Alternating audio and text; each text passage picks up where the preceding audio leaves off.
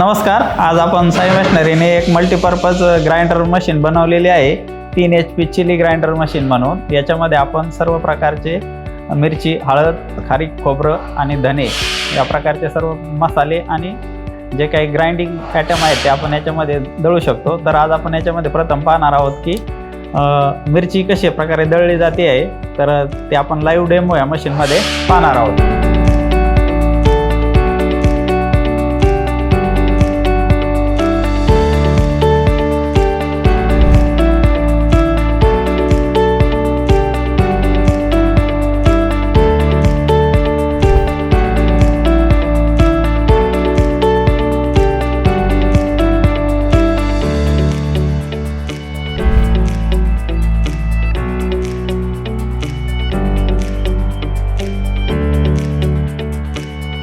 तर 3 HP हे जे चिली ग्राइंडर मशीन आहे त्याच्यामध्ये आता आपण खारीक आणि खोबरं कशा प्रकारे ग्राइंड होत आहे तर ते पाहूया.